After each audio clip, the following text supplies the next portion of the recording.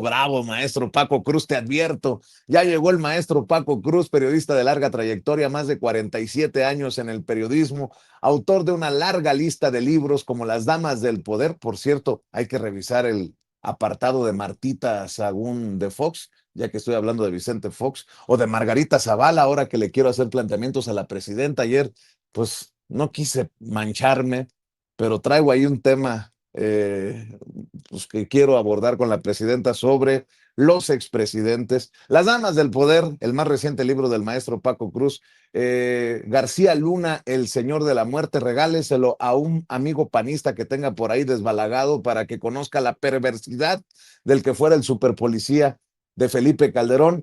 Libros de referencia más vigentes que nunca, como Tierra Narca y La Guerra que nos ocultan. Recuerde que a las 5 de la tarde, de lunes a viernes, se encuentra el maestro Paco Cruz en sus videocharlas cruzadas en los canales de Julio Astillero. Y aprovecho para recibir también al maestro Jaime Hernández, el maestro Jaime Hernández, décadas como corresponsal mexicano en el extranjero, como corresponsal de guerra, fundador y conductor de su espacio en YouTube, que hay que respaldar con todo también.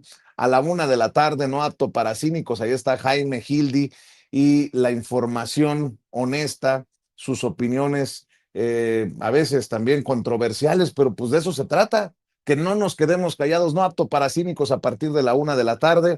Y bueno, mi querido Jaime y Paco, advierto, hoy traigo ganas de controversia, hoy quiero que dejemos la víbora chillando, porque ayer no esperaba que mi comentario sobre el 71% de la encuesta de las Heras llevara a la presidenta a burlarse de la oposición, a dejar en la lona a los odiadores de ella y de Andrés Manuel López Obrador, etcétera, etcétera. Yo nada más quería que reflexionara sobre los intentos polarizadores de esos, como la perrita de Trump. Mi querido Paco Cruz, ¿cómo estás? Buenos días. Vicente, ¿cómo estás? Jaime Hernández, buenos días. Espero que te vengas tan afilado como Yago Batusay. Fíjate, Vicente, es que tenemos una serie de temas ahí. Ahí está la baraja tendida, pero deja empezar por el tema Usted principal. sírvase, maestro, usted sírvase. Primero por la perrita de Trump o la gatita de Trump, que ya es el nuevo apodo de Alejandro Moreno Cárdenas. Pero fíjate, bueno, construyó o ha construido o intentado construir a Ricardo Benjamín Salinas Pliego una red digital impresionante, una red mediática impresionante. Y de pronto un grito de insulto de 15 segundos, porque no dura más, 15 segundos en el que se capta el momento exacto para increpar a Ricardo Salinas Pliego, se vuelve viral. Y pasan 5 días y eso no se ve cómo se pueda resolver, pero eso es porque eso debe decirle a Salinas el ánimo en el que está en los electores mexicanos. Digamos que ya va a ser un apodo, la perrita de Trump, no se lo va a quitar. Ese insulto muestra lo que es Salinas Pliego. ¿Qué es eso? Aquí lo hemos hablado, cuánto colaboró o ha colaborado para las campañas políticas de Donald Trump? Más o menos unos $600,000. Yo me pregunto, y Jaime que ha cubierto Washington, si $600,000 le van a quitar la perrita de Trump. Es un insulto que va a quedar como tendencia para la historia, ¿eh? Y si es candidato de independiente o de la oposición, que es lo más natural, a la presidencia de la República, ¿se acuerdan del insulto de Vicente Fox a la Bastida? Sí. La Bastida le decía, mandilón, no se le quitó nunca en una campaña presidencial. Bueno, pues es lo mismo El apodo es una percepción de ciertos sectores, ciertamente, pero los que comulgan con Morena, que son, pero Ahí te va, mayoría con mucho. ahí te Sí, va sí, Vicente. una pregunta meramente periodística, Paco. Una pregunta sincera. Si un periodista entrevista a Ricardo Salinas Pliego de ahora en adelante y no le pregunta sobre la perrita de Trump, podríamos decir que es pues un periodista arrastrado, ¿no? Un periodista pagado, que la entrevista está a modo, porque no hay forma de evitar el tema con Ricardo Salinas Pliego. Vicente, pero no hay forma de que dejen pasar a un periodista independiente.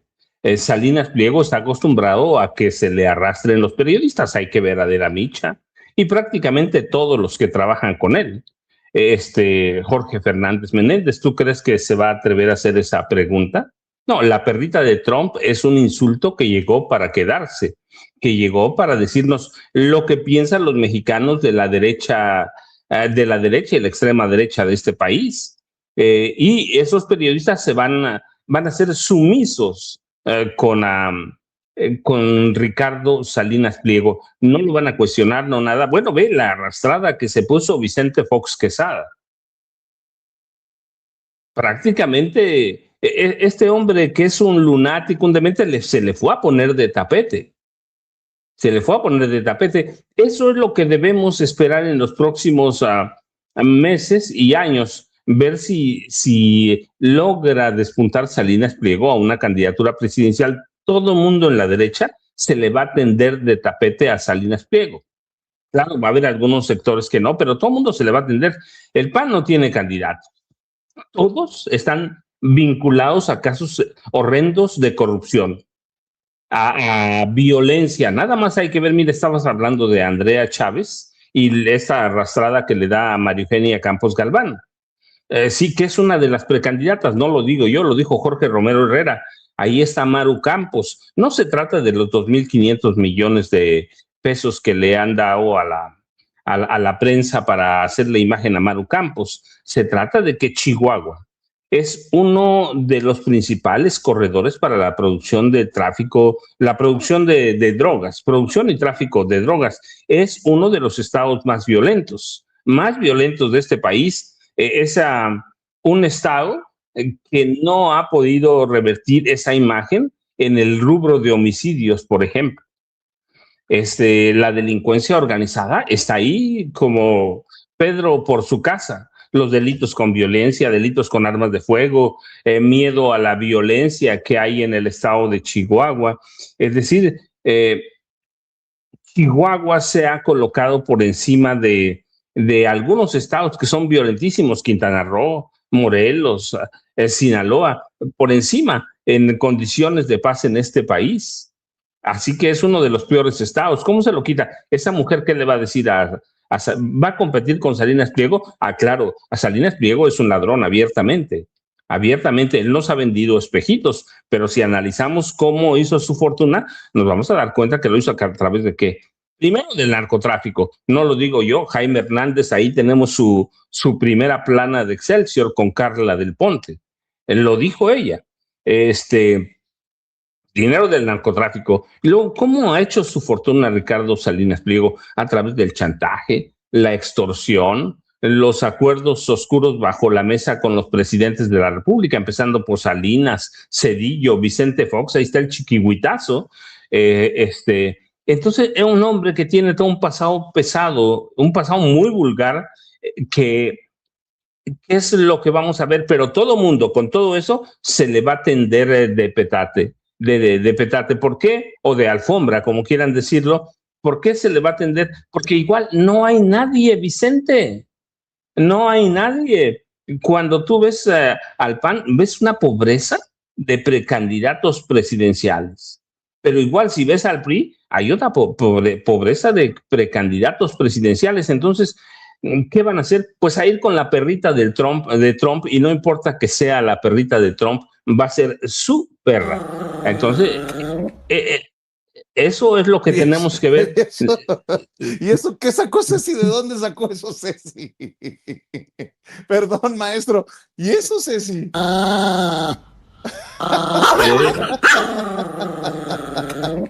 Ese suena a Yago Batusay.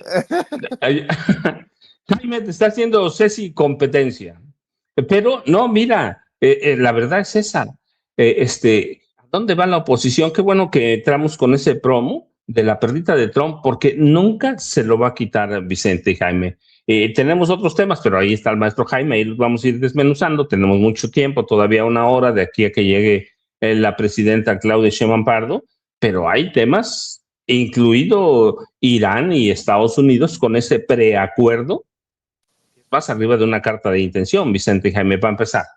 O las declaraciones de Gavin Newsom, el gobernador de California, que dice aguas porque el Departamento de Justicia, usado por razones políticas, nos quieren pues despedazar a mí y a mi esposa. Y eso es gravísimo. Pero a ver, mi querido Jaime, déjame soltar así como las cartas en la mesa, dice el maestro Paco Cruz, ante los ladridos de Yago Batusay.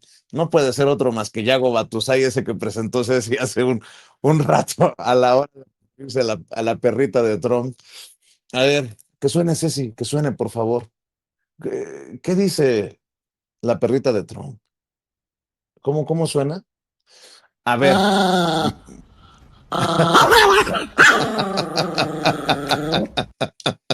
Bueno, a ver, mi querido Jaime, lo que ayer creo que nada más era, perdón por la expresión, picarle la costilla a la presidenta para que expusiera esto de las eras de Motecnia, que es, si bien una encuesta, es una foto, una radiografía de los esfuerzos de la derecha, de la oposición, y la confirmación de que la oposición está moralmente derrotada y de que la derecha ha sido, pues no ha sido efectiva.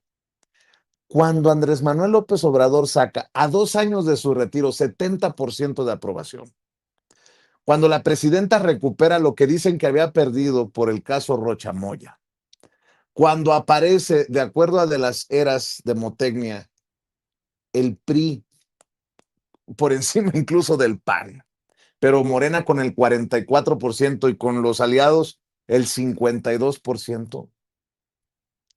Esto es más, creo que da para un análisis más profundo, ¿no? Por eso le pedí a la presidenta una reflexión sobre los ataques polarizantes que no han servido para una chingada para la oposición y un llamado a la defensa de la soberanía que creo que es donde tiene eco y que da estos resultados. A ver, mi querido Jaime, además, ya sabes que como no hay línea, por donde tú quieras, ¿eh? Yo nada más propongo, usted dice, maestro Jaime Hernández.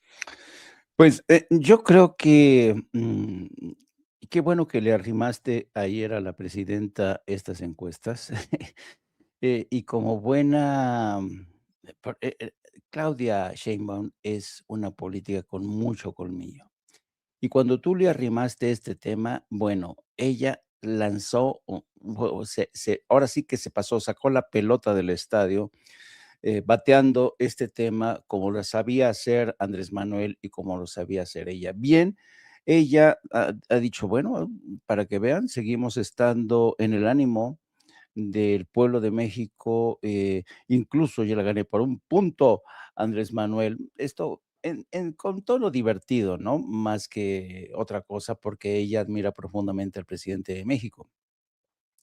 Pero déjame decirte que yo creo que estas encuestas, más que revelar las fortalezas de Morena y de la propia presidenta, lo que revelan es, lo que dejan en claro es el desfonde de la oposición en México.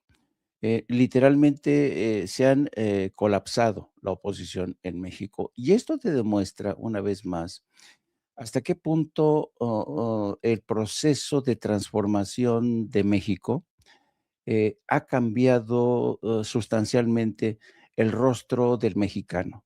El mexicano ya no es un personaje que se deje llevar por lo que escucha en la radio, Radio Fórmula, TV Fórmula, por Televisa, por TV Azteca, por las primeras planas del Universal, ni por los llamados o los discursos de la oposición en el Congreso de México, la Cámara de Diputados o la Cámara de Senadores. El mexicano ya no se ocupa, ya no ocupa su atención en eso. El mexicano ocupa su atención hoy en día en el crecimiento de la economía, en el aumento en la oferta del trabajo, el aumento del salario mínimo, las ayudas a la gente de la tercera edad, a los niños, a los minusválidos.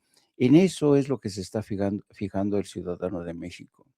Yo, desde hace ya unos días he dicho que, y esto te da un poco la medida del cambio de la sociedad mexicana, yo digo que la dignidad de la sociedad mexicana, la dignidad de la sociedad mexicana se mide hoy no tanto por lo que puede ver o escuchar o leer, se mide por lo que aquello que decide no mirar, no escuchar o no leer.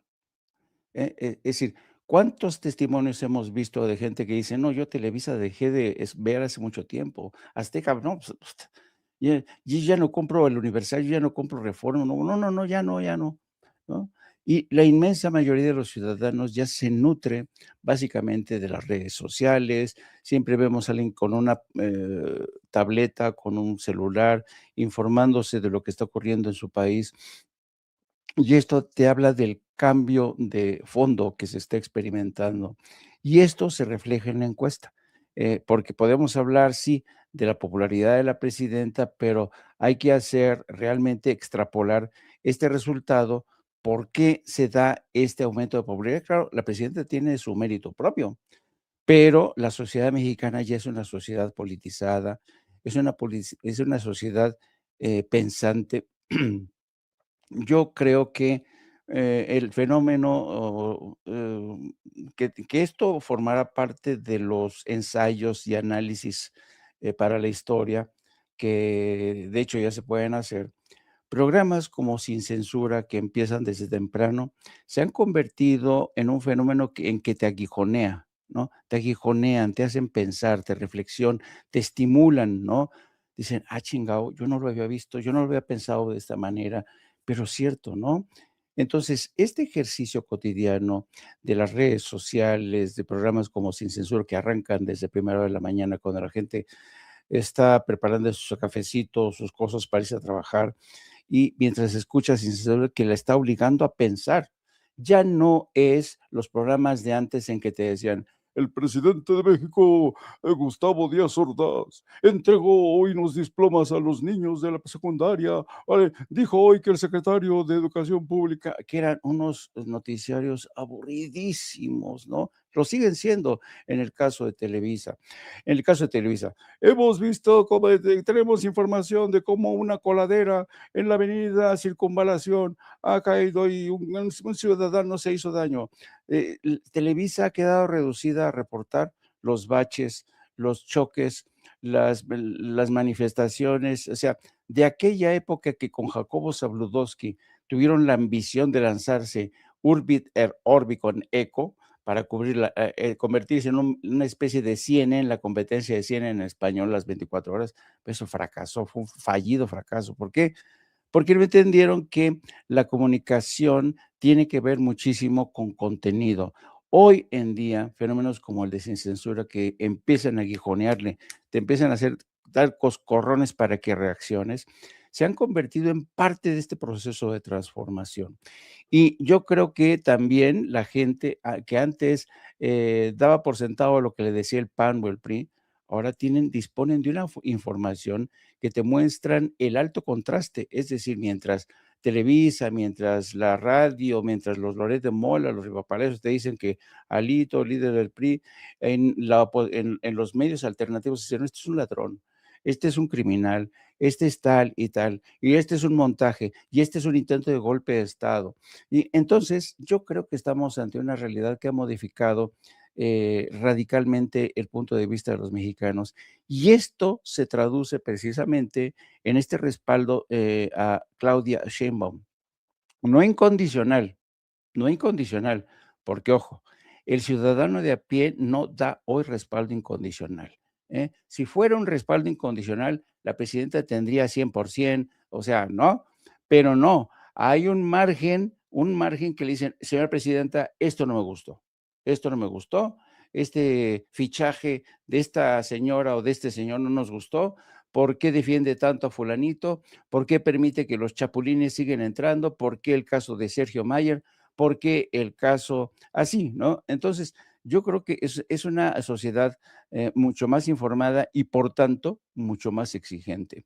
Y que una sociedad exigente ponga en el 71% a Claudia Sheinbaum es todo un logro, es todo un logro de la presidenta, pero también de todos nosotros, es decir, de todos aquellos que hemos contribuido de alguna manera a la transformación. Yo sé que la victoria y los triunfos a veces son de muchos, ¿no? O de muchas personas y las derrotas son huérfanas, nadie reclama una derrota y cada quien nos vamos a poner en la medida de yo contribuí con la 4T, haciendo conciencia, haciendo pensar a los mexicanos. No, todos, entre todos arrimamos el hombro y estamos ante una nueva realidad. Yo desde hace tiempo sigo intrigado con una frase que me persigue y es una frase que dice que todos nosotros, nuestra mente sobre todo, es capaz de modificar la realidad. Hmm. ¿Hasta qué punto esto es cierto? Yo estoy convencido de que somos capaces de modificar nuestra realidad. Otra cosa es que unos no crean mucho en sí mismos, otra que vivan más que condicionados por el estado de su salud mental, están condicionados por los intereses que los siguen atando al pasado, al régimen pasado, ¿no? Y que siguen reaccionando a ejemplos, hay un montón. Carlos Alarraqui, Saco de Pus, La Mataviejitas, o sea, hay un chingo de gente que reaccionan en función de los intereses perdidos, de los privilegios perdidos. La mayoría de los mexicanos ya reaccionan en función de las conquistas ganadas en el terreno de la igualdad social, en el terreno de la educación, en el terreno de la salud, en el terreno de las libertades para manifestarte, para decir lo que se te pega la gana, que antes te llevaban a la cárcel, hoy ya no existe eso más. Ya no existe la represión en México. Ya mucha gente cuando llega a México, ¿qué es lo que dicen? Puta, qué chingonería de nación es esta. Tienen una presidenta chingoncísima, guapa, inteligente, con un gran carácter, la gente está feliz, ¿no?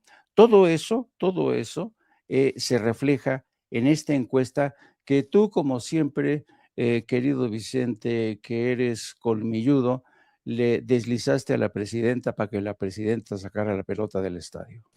Me sorprende que haya dicho que no estaba, no le habían dado la información, a lo mejor porque llegó tarde de la gira, no sé, pero bueno, pues ahí se la pusimos sobre la mesa. Y no sé si ustedes, Paco, Jaime, leyeron este informe del Instituto Reuters para la investigación del periodismo en conjunto con la Universidad de Oxford. Creo que el año pasado, fue el año pasado, nos señalaban en Sin Censura y a su servidor como una de las fuentes confiables de información de acuerdo a este estudio. No me voy a poner no me voy a dar palmaditas en la espalda de acuerdo a este estudio. Y me llamó mucho la atención porque ahora hablan de los medios tradicionales, de los medios corporativos. Dice algo así, nada más para ponerlo en la mesa, ¿eh? El ecosistema informativo mexicano se encuentra sometido a la presión de la violencia constante contra los periodistas, la pérdida de confianza en las noticias y los retos económicos que enfrentan los medios tradicionales. Las redes sociales y de video dominan el consumo de noticias, lo que empuja a la prensa a adaptar los formatos, los canales de distribución y las estrategias de monetización al tiempo que experimenta con la inteligencia artificial. En 2025 el contexto político estuvo signado por las tensiones internacionales y los desafíos domésticos. Se habla solamente de México en esto que estoy leyendo. Desafíos domésticos de seguridad, incluyendo la intensificación de las medidas contra el crimen organizado por parte del gobierno de Claudia Sheinbaum. Un episodio clave ocurrió en febrero de este año, la muerte del Mencho, líder del cártel Jalisco Nueva Generación en el marco de una operación contra el narco y desencadenó una violenta reacción. Ampliamente cubierto, el caso puso de relieve algunas complejidades recurrentes de un entorno mediático en el que resulta a menudo peligroso ejercer el periodismo y el trabajo profesional compite por la atención en las redes sociales. Los videos de la gente estuvieron acompañados de una oleada de contenido falso y engañoso, lo que dificultó establecer una imagen precisa de los acontecimientos mientras se desarrollaban. La Mañanera del Pueblo, una especie de discurso público matutino heredado del anterior mandatario Andrés Manuel López Obrador, sigue siendo un canal de comunicación fundamental para el gobierno de Sheinbaum, aunque ahora hay menos enfrentamientos y ataques a la prensa. No obstante, el ambiente laboral continúa siendo crítico. México registró el año pasado 9 asesinatos de periodistas. Es la segunda cifra a nivel mundial, solo por detrás de Palestina, según Reporteros Sin Fronteras. Además, otros 28 reporteros permanecen desaparecidos. Semejante nivel de violencia fortalece el efecto disuasorio sobre el periodismo de investigación, cubrir el crimen organizado y la corrupción resulta muy peligroso. Las redes sociales conservan su liderazgo como fuente informativa. Por esa vía, 2/3 de la población, el 66%, consumen noticias cada semana. Los medios tradicionales y los nativos digitales mantienen una fuerte presencia en plataformas como Facebook, YouTube y TikTok, y varios adaptan sus narrativas o reconfiguran sus contenidos.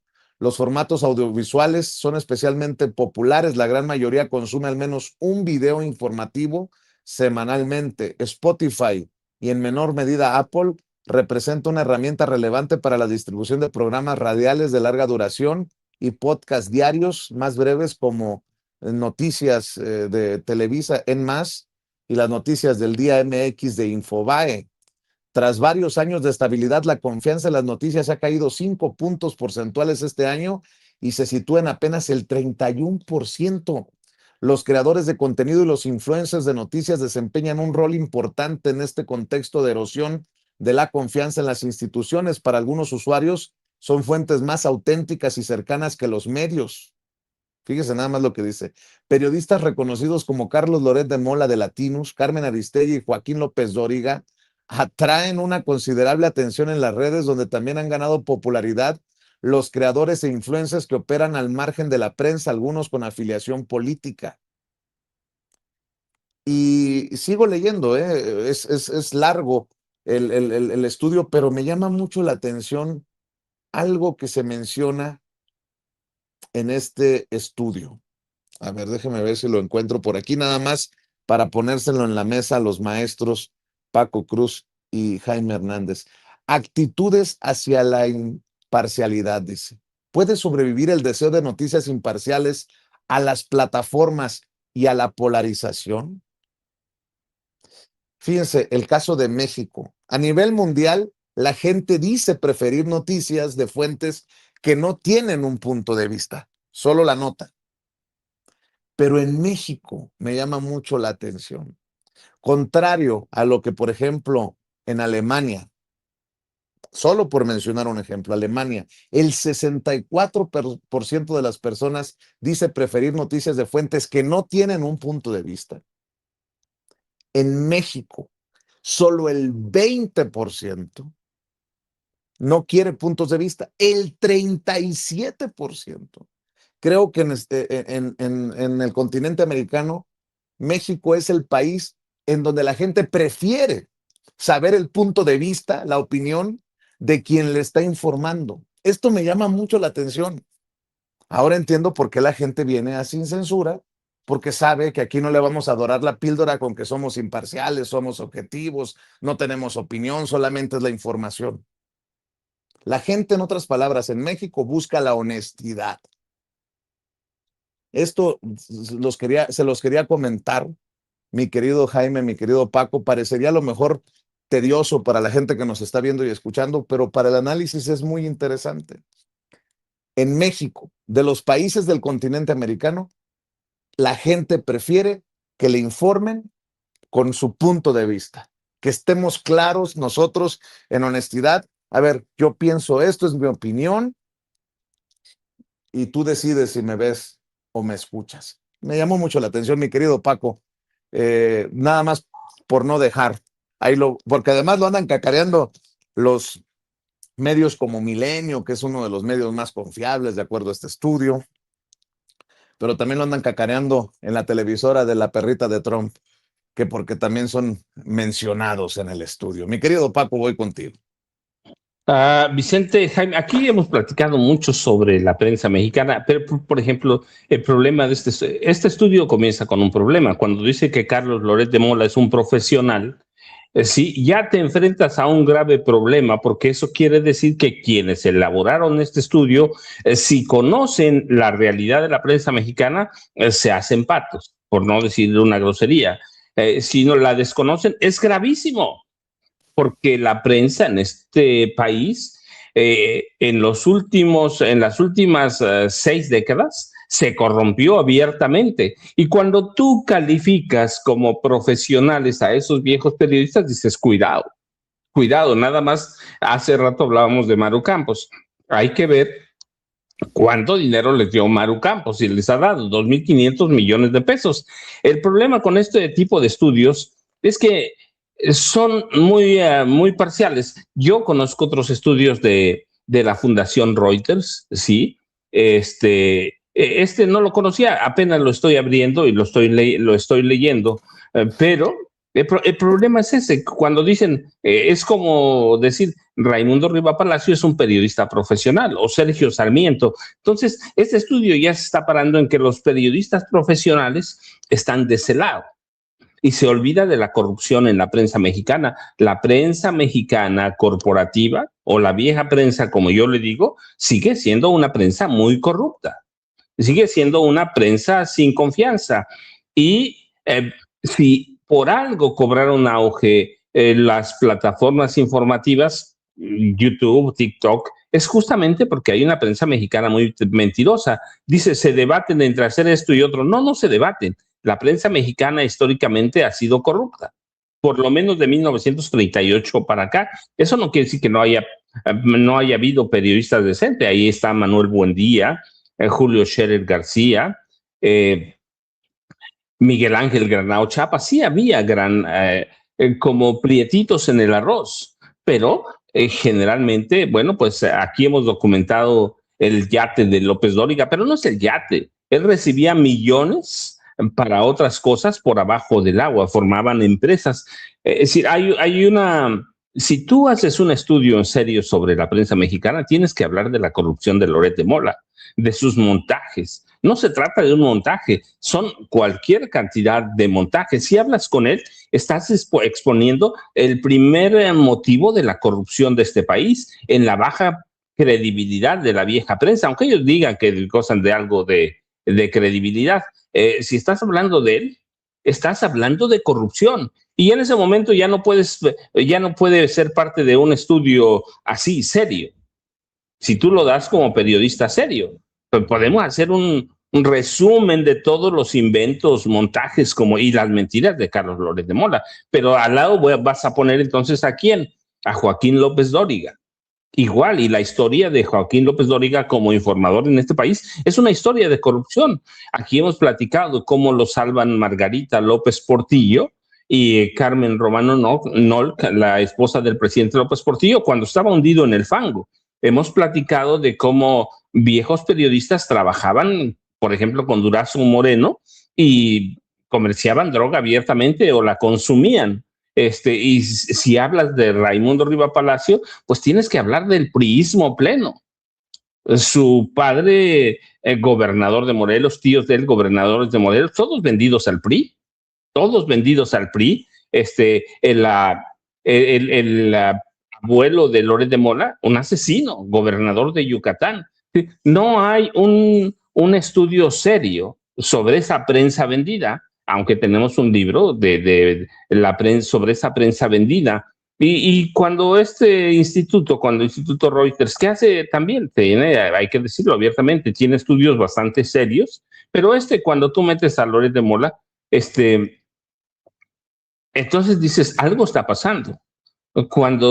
Entonces vamos a decir, Sergio Sarmiento es un periodista serio, cuando es la extrema derecha plena. O vamos a decir que el Universal es un periódico decente. No, por favor. Es una porquería. Si vamos a decir que TV Azteca es una televisión seria, entonces nos olvidamos de toda la corrupción de Ricardo Benjamín Salinas Pliego y de la gente que trabaja con él. Ayer hablábamos de cómo ellos incitan a la violencia.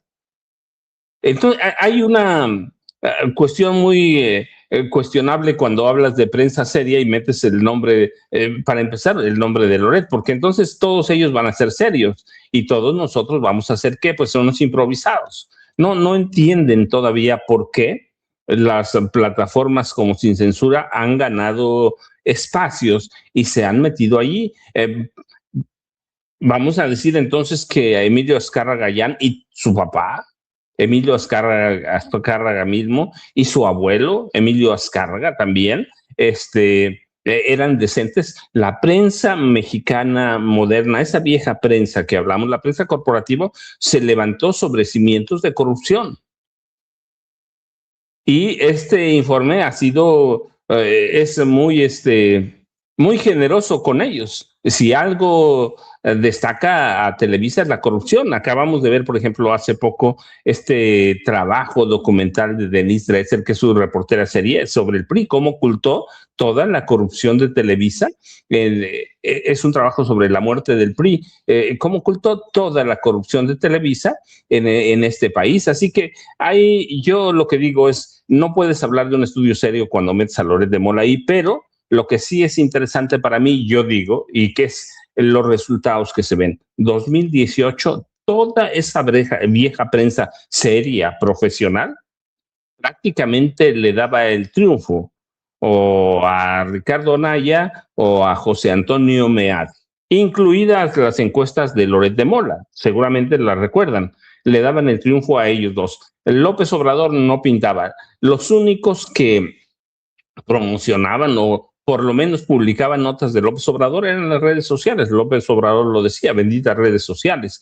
En el 2024 pasó lo mismo. Toda esa vieja prensa profesional le daba el triunfo a Xochitl Gálvez Ruiz. Aquí lo dijimos, pues va a perder por 20 puntos porcentuales. Entonces, para partir de eso tienes que decir, la prensa vieja es irrelevante. No importa lo que digan los estudios. Para hacer un estudio serio sobre la vieja prensa mexicana, tienes que conocerla desde adentro y tienes que conocer a un periodista, como el caso, no voy a hablar de mí, pero de Jaime Hernández, que diga, no, mira, la prensa, la corrupción de la prensa así está, es sólida. Pero yo me quedo con algunas cosas de esto que apenas estoy leyendo. Yo me quedo con que las redes sociales, no lo dicen ellos, pero lo decimos nosotros, conservan su liderazgo como fuente informativa. Por esa vía, 2/3 de la población, 66%, consumen noticias cada semana. Los medios tradicionales nativos digitales mantienen una fuerte presencia en plataformas como Facebook, YouTube y TikTok, sí, pero lo que no dicen es que no ha cambiado su forma de informar. Yo se los digo, pues yo soy fundador del universal.com.mx, sé cómo se hizo, sobre qué base se hizo, cómo opera, que sigue funcionando igual. Lo han hecho más bonito que cuando yo era subdirector y luego director, lo han hecho más bonito, pero sigue funcionando sobre la misma plataforma informativa, la de los Ruiz-Gili, ¿sí? Ruiz-Gili. Ili Ortiz, Ili Lanzuret, padre e hijo, o hijos e hija, que ahora es diputada Morena, por cierto, pero sigue funcionando sobre lo mismo. Reforma sigue funcionando sobre lo mismo, sobre la vieja prensa de derecha, un proyecto político, Los Soles de Vázquez Raña, hoy la familia de Mario Vázquez Raña, que murió hace un buen rato, los Vázquez Aldir de Grupo Imagen, siguen funcionando sobre la corrupción. TV Azteca funciona sobre la corrupción. Así, para hacer un estudio serio, yo digo, cuidado, hay que tener un periodista que conozca por dentro la corrupción del sistema. Y yo me quedo con que el liderazgo de fuente informativa lo mantienen ¿quién? Las plataformas digitales como Sin Censura, que aquí tenemos muchas. Y yo digo que en el futuro cercano, las plataformas digitales independientes o con un posicionamiento claro van a ganar todavía más relevancia y la vieja prensa va a quedar en lo que es desde 2018 y 2024 lo remarcó, la irrelevancia. Pero ocultar la vieja. Mira, todos estos que pones se han hecho prácticamente millonarios, todos. Todos se han hecho millonarios en esa vieja prensa, incluso estos dos intelectuales de pacotilla, ¿no? Se han hecho millonarios.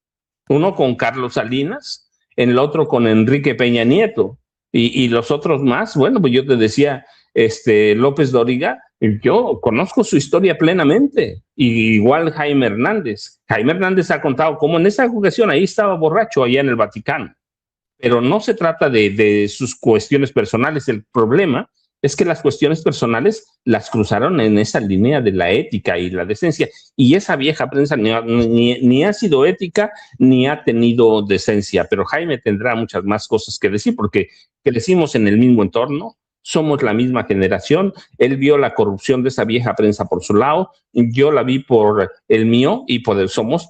Sí, y ahí sí digo a los dos, somos testimonios de la corrupción de esa vieja prensa. Jaime salió de este país por eso, para no enlodarse, y yo salí de este país justamente para buscar otras formas de subsistencia a través de la prensa, sin corromperme, Vicente y Jaime. Y qué bueno que lo estás mencionando, porque el tema de poner sobre la mesa este Digital News Report 2026, como le llaman, es solamente para el debate, porque estaba viendo que consideran corresponsal de guerra a Carlos Loret de Mola y le voló el copete a Jaime cuando dije corresponsal de guerra.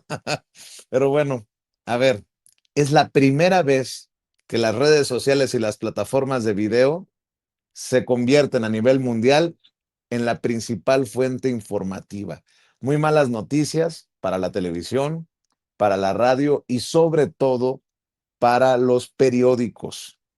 El 76% de la gente consume videos informativos online cada semana y la mayoría no recurre ni a Azteca, ni a Televisa, sino a plataformas como YouTube, Instagram, TikTok y Facebook. El problema es que cuando se dieron cuenta, estas corporaciones pues empezaron a contaminar las redes sociales. Por eso hay que tener cuidado, mi querido Jaime.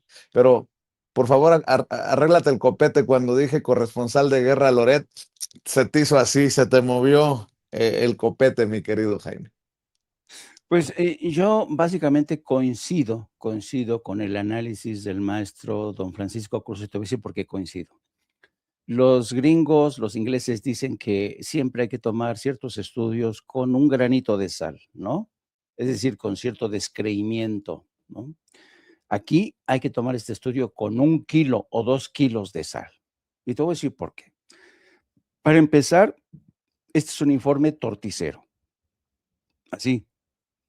¿Qué quiere decir torticero? Chueco, torcido. ¿Por qué? Porque manejan medias verdades con mentiras. Y ya eso a mí me da muchísima desconfianza. Y te voy a decir por qué desconfío. No es la primera vez que estos informes me llaman la atención y ya sé quiénes lo hacen. En este caso, el caso de México, el estudio ha sido elaborado por 2 supuestas expertas. La primera, María Elena Gutiérrez Rentería. María Elena Gutiérrez Rentería. ¿Quién es María Elena Gutiérrez Rentería? Es una egresada de la Universidad Panamericana, Campus Guadalajara, que estudió administración y ahora se ha convertido en una experta de lo digital, da conferencias, pero es egresada de la Universidad Panamericana, Campus Guadalajara. O sea, ustedes saquen sus conclusiones. La segunda, Tania Montalvo. ¿Quién es Tania Montalvo? Tania Montalvo ha tenido un recorrido interesante, pero es criatura de Animal Político. Ella formó parte, ¿te acuerdas tú, Vicente, Paco? ¿Se acuerdan de este experimento que surge de Animal Político de hacer trabajo de fact-checking en las redes? El sabueso, ¿no? El sabueso, todo eso. Bueno, ella es parte de ese equipo que fundó el sabueso, el tema del fact-checking, que un poco decía, si ellos dicen que esto es verdadero, pues es verdadero. Si esto dicen que es falso, ¿no? Se convirtieron en juez y parte para decir quién estaba diciendo la verdad, quién era profesional y quién no. Bueno, yo tengo un problema aquí. Uno, el origen que es la Universidad Panamericana, que ya sabemos a quién pertenece, forma parte del grupo del Opus Dei. El Opus Dei controla la Universidad Panamericana. ¿Y qué es lo que busca el Opus Dei en México?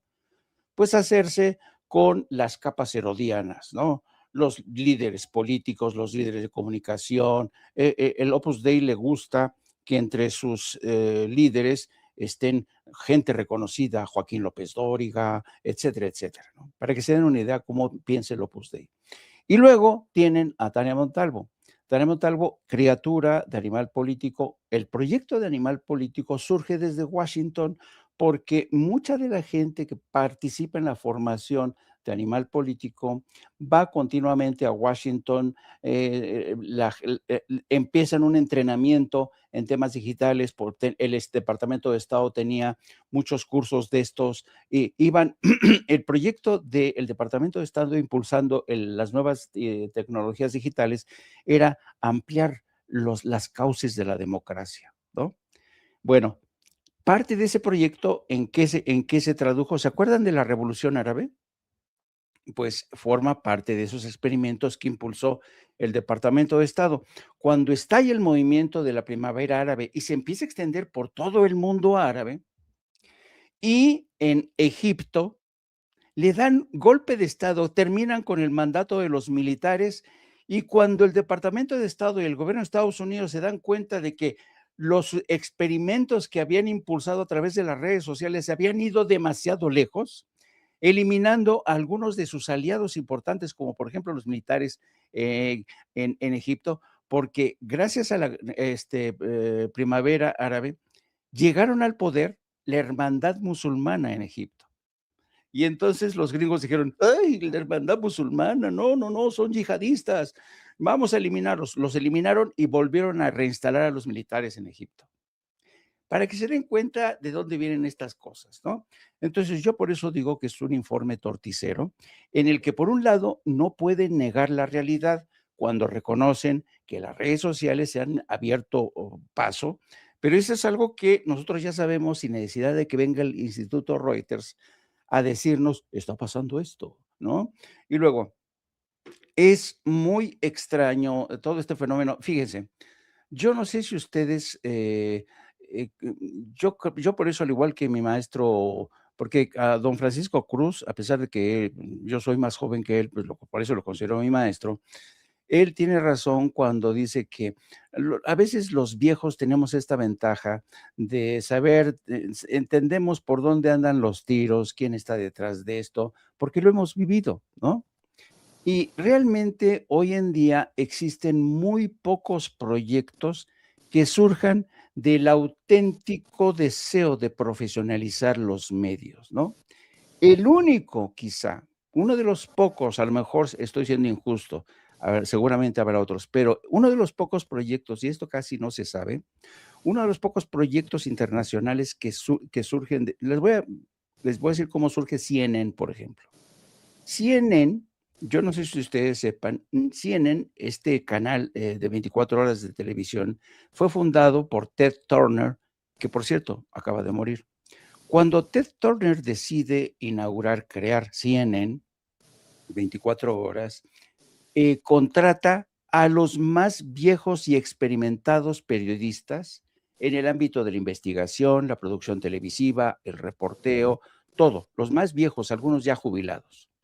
Entonces los contrata y les dice, señores, quiero formar un canal 24 horas, quiero que ustedes me ayuden a formar a la nueva generación de periodistas jóvenes, ambiciosos, con talento. Y entonces compra un viejo almacén, gigante almacén Ted Turner, donde mete a todos los que van a ser reporteros de CNN y ahí reciben las clases, los consejos de los viejos periodistas. Y es así como surge CNN con una primera generación de reporteros fabulosos. Era la época en que CNN empezó a estar en la guerra en Irak con enviados especiales. Fue una etapa gloriosa de CNN.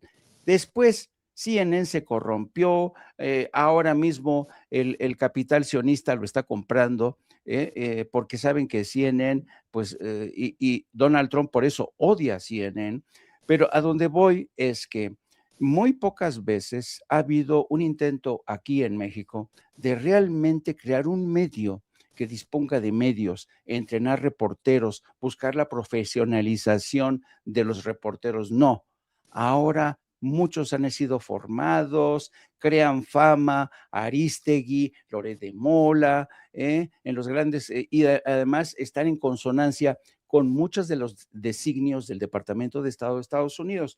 Por eso, y con esto concluyo, yo desconfío profundamente de estos informes torticeros de Reuters. Entonces CNN es de lo que en su momento se salvaba, Jaime. Sí, así es, Muy bien. en sus inicios. Bueno, a ver, solo como por este tema que se había propuesto, ¿no? De la ministra Loreta Ortiz, que va a proponer en la Suprema Corte abrir la puerta para procesar penalmente más exfuncionarios relacionados al incendio de la guardería ABC, me parece importantísimo. Fíjense nada más el planteamiento y para que la gente vea que sí tenemos palabra, Paco, Jaime. Ayer lo consideré que estaba fuera de tono por lo que le estaba planteando a la presidenta. Pero para la próxima, si es que todavía no se lo han planteado a la presidenta, le quiero decir algo así. Presidenta, ahora que Isabel Díaz Ayuso defiende a los pobrecitos expresidentes que tienen que huir por la persecución a España, ¿en qué ha quedado, presidenta? La investigación que nos reveló Pablo Gómez a petición de Sin Censura en la mañanera con Andrés Manuel López Obrador, de los dineros, los millones que le estaban llegando a Enrique Peña Nieto a España y que él decía que no. ¿En qué quedó, presidenta? Digo, es que como dicen que están siendo perseguidos y por eso se van a España, ¿en qué quedó esa investigación? ¿En qué quedó la investigación de lo que ha aquí expuesto Nancy Flores, un corresponsal de la revista Contralínea, que por cierto yo tengo ese archivo que en su momento me compartió Miguel Vadillo, el fundador de la revista Contralínea, sobre los contratos de la renovación de las cabañas en Los Pinos, ese trabajo que le dio a su compadre Vicente Fox fraudulentamente. ¿En qué quedó la denuncia que hizo Arturo Saldívar Lelo de la REA, hoy en su equipo, presidenta, de que había un operativo de Estado para proteger a la familia de la primera dama por parte de Calderón, la primera dama Margarita Zavala, luego del incendio en la guardería ABC para que nadie saliera lastimado? ¿Por qué? Ojo con lo que siempre le dijimos a Andrés Manuel López Obrador y hoy se lo reitero a la presidenta. La oposición no se va a tentar, no va a guardar formas. Cuando vea la oportunidad, va a querer tumbar al presidente López Obrador y va a querer tumbar a la presidenta Claudia Sheinbaum Pardo. ¿Hasta cuándo? Todas estas denuncias, estas investigaciones quedarán pues ahí, medio en el aire. Hay que decir dónde está. Si la fiscalía, tengo entendido que la Fiscalía General de la República iba a investigar esto de Peña Nieto. ¿Se investigó en tiempos de Gersmanero o se dejó archivado, se metió en la carpeta y se olvidó? Por esto de la ministra Loreta Ortiz, mi querido Paco. Ahora, la gente de Sin embargo, hay que decirlo, Álvaro y Alejandro, han publicado precisamente un expediente muy interesante sobre el papá de Ricardo Salinas, perdón, el papá de la perrita de Trump, Ricardo Salinas Pliego. El señor, el papá, tiene ahí está, mire, que gracias Ceci por rescatarla. El papá, el papá tendría una relación con la CIA. O sea, hay mucho material, mi querido Paco, bueno, a veces uno quisiera abordar todos los temas, pero pues simplemente no da el tiempo, pero ahí te la dejo votando, maestro, usted decide. No, mira, Vicente y Jaime, por la importancia que reviste y porque afecta directamente o le pega directamente a Margarita Zavala Gómez del Campo, la ex primera dama o la esposa de Felipe Calderón, el proyecto de la ministra Loretta Ortiz Alf, esa me parece que tenemos que considerarlo. Hay que decirlo. Hoy es martes, mañana miércoles, la ministra Loretta Ortiz propondrá al Pleno de la Suprema Corte de Justicia de la Nación abrir la puerta para procesar penalmente a más exfuncionarios relacionados con el incendio de la guardería ABC. ¿Qué consideró? Y a mí esto me llama la atención, imprescriptibles los delitos del homicidio y lesiones culposas. Fue un crimen lo de los niños, ¿sí? Lesiones culposas por omisión en perjuicio de menores de edad, resultado de la tragedia del 5 de junio de 2009. 49 niños murieron y 106 resultaron heridos, por lo menos 70 con quemaduras que van a dejarles huellas de por vida. El proyecto está enlistado para proponerse mañana y propone determinar que la magnitud de esa tragedia y el incumplimiento del deber de cuidado del Estado constituyen violaciones graves a los derechos de la infancia. Y cito nada más esta y después entramos al análisis, pero dice, debe dejarse claro que cuando nos encontramos ante un suceso de la magnitud del que aquí nos ocupa, estamos expresando también la complejidad para su investigación y sanción, porque el evento en sí mismo se separa de cualquier ilícito ordinario del derecho penal y por ende esta Suprema Corte sostiene su imprescriptibilidad. O sea, son crímenes que no van a prescribir y que deben juzgarse cuando se deban juzgar. No importa si pasan 50 o 60 años o si como ahora. Pero esto dice en términos del último párrafo del artículo 106 de la Ley General de los Derechos de las Niñas, Niños y Adolescentes. ¿Qué pasó entonces que todos recordamos allá en Hermosillo, Sonora? 5 de junio de 2009. Un incendio mató a 49 bebés y dejó heridos con quemaduras todos, a otros 106. 72, yo dije 70, son 76, estoy aquí, 72 oficialmente, quedaron con secuelas graves de por vida, todos de entre 5 meses y 5 años de edad.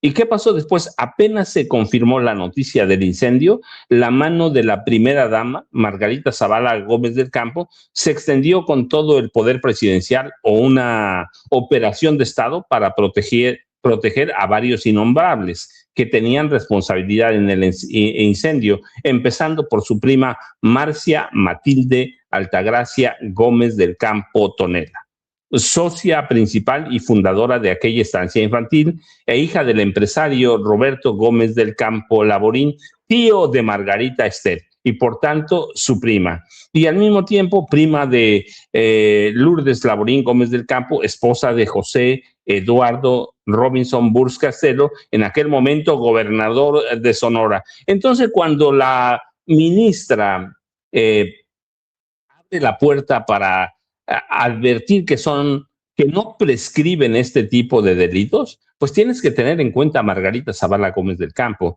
y tienes que tener en cuenta la imagen de Felipe Calderón Hinojosa, quien ahora sabemos que encabezó, o lo subimos después este año, porque es lo que les estoy leyendo son mis apuntes de 2013. Apuntes de 2013 que vienen consignados después en las Damas del Poder. No es un asunto nuevo. Esos son mis apuntes del 2013, ¿sí? Había y hubo protección a los responsables de este crimen. Es un crimen de Estado. ¿Por qué? Porque por negligencia este incendio se salió de control. Y porque además es importante porque todos son millonarios. Todos son millonarios. No, y por eso intervino Calderón en su papel de presidente de la República y ordena una operación de Estado para que nadie sea juzgado, solamente, o sean juzgados algunos de los hilos más delgados, como decimos, ¿sí? El manto protector de la primera dama, que era muy poderosa, alcanzó al director general del Instituto Mexicano del Seguro Social, Daniel Caram Tomé, y al exdirector de esa institución, Juan Molinar Urcasitas, amigo personal de Margarita Esther Zavala Gómez del Campo. Este hombre había colocado en la dirección de tecnología a uno de sus primos hermanos y a través de ahí salió un contrato por 3,000 millones de pesos, un contrato multianual. Así que la historia de la protección presidencial no solo pasó de boca en boca, llegó a la Suprema Corte de Justicia de la Nación. Pasó por no sé cuántas páginas se escribieron, en cuántos periódicos, libros como el mío, revistas digitales, hasta el 22 de febrero de 2022, lo recuerdan, cuando el ministro presidente de la Suprema Corte de Justicia de la Nación, Arturo Saldívar Lelo de la Rea, hizo pública formalmente una investigación de 2010, es decir, un año después del incendio, que vetó ilegalmente el presidente Calderón y que venía con el apoyo virulento y respaldo de la primera dama para proteger a los responsables de este incendio. Así que cuando para mí dicen que van a abrir la puerta o la ventana para juzgar a exfuncionarios responsables de este incendio, yo digo, ¿quién es la primera responsable? ¿Quién lo encubrió? Margarita Esther Zavala Gómez del Campo. El segundo, Felipe Calderón Hinojosa. Y yo recuerdo las palabras del ministro presidente en esa época. Lo voy a citar porque aquí lo tengo. Hoy puedo dar fe de una operación de Estado para proteger a la familia de la esposa del presidente Calderón, para proteger a los altos funcionarios públicos de ese gobierno que hoy vienen a hablar de Estado de Derecho y ellos sometieron a la Suprema Corte. Así que cuando la ministra Loreta Ortiz Alfa habla de un proyecto para declarar que no prescriben este tipo de delitos, yo digo, ahí está Margarita Zavala Gómez del Campo, ahí está Felipe Calderón, que protegieron este crimen de Estado en el que murieron 49 niños, 106 resultaron heridos y 72 de estos 106 con secuelas graves de por vida. Así que a mí me parece que este es una nota que debemos analizar con cuidado porque es un crimen todavía en el que caminan con toda placidez los principales responsables, Vicente y Jaime.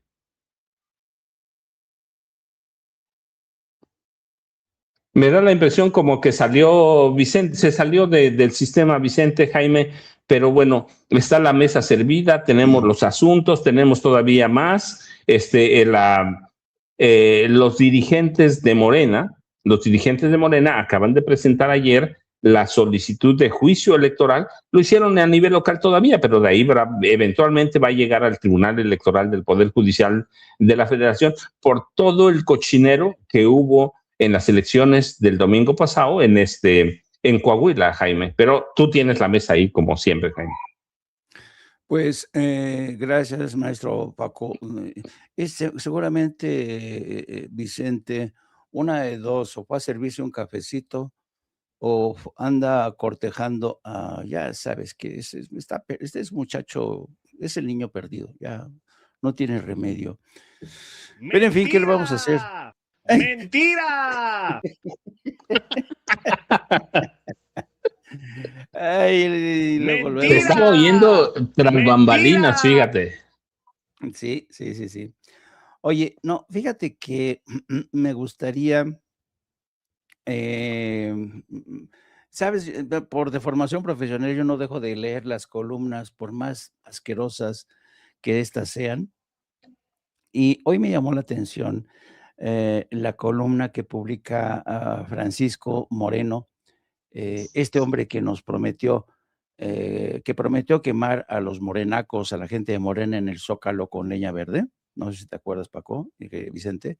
Bueno, Francisco Martín Moreno escribe una columna que le pone Chávez sí y yo, señor.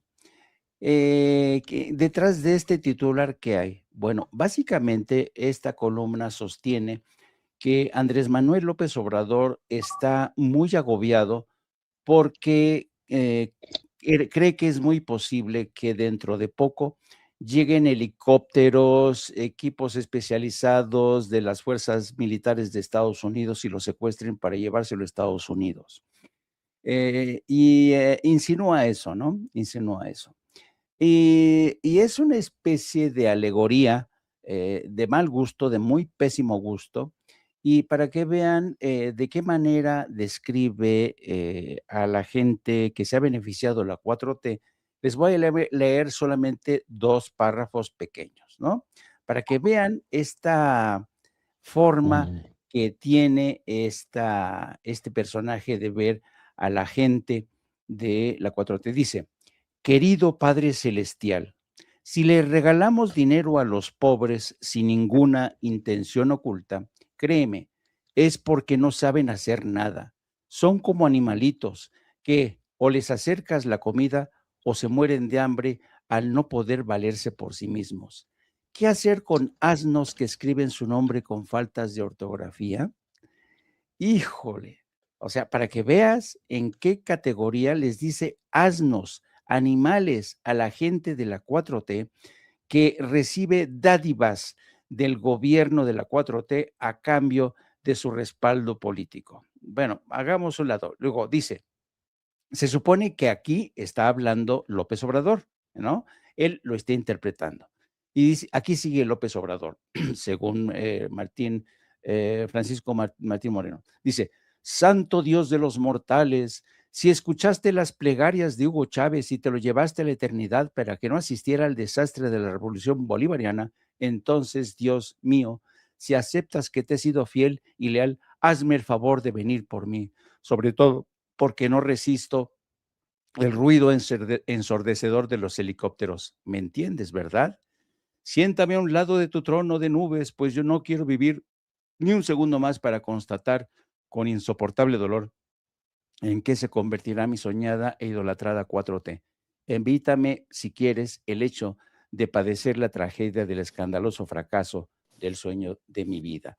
Bueno, estos solamente son 2 párrafos de este autor de mentalidad putrefacta que pues destila un tremendo odio hacia López Obrador y hacia toda esta gente que se ha sido beneficiaria de las becas, con pensiones no contributivas, que no puede haber una cosa más progresista, solidaria, que una pensión no contributiva. Es decir, pensión a la gente que a lo largo de su vida, a lo mejor fue un albañil que nunca cotizó en el Seguro Social o en el ISSSTE, a lo mejor fue un hombre que cuidaba cabras en el monte y que nunca pudo cotizar en el Seguro Social, a lo mejor es una mujer que fue ama de casa y que a lo mejor mantenía ella sola a sus hijos e iba a chambear haciendo de ayudar en otras casas para completar su dinero o vender chácharas o vender botellas de agua en un semáforo. Esta gente que no ha cotizado recibe hoy una pensión en la tercera edad. Para que veas la profunda carga de desprecio de este desgraciado hacia esta gente que dice ellos que son asnos, que ni siquiera saben escribir su nombre sin faltas de ortografía. Esto te revela, insisto, el odio profundo que se ha instalado en la derecha, en la extrema derecha, que siguen pensando, que siguen orando y rezando. Yo imagino a toda esta derechona que es católica, ¿no?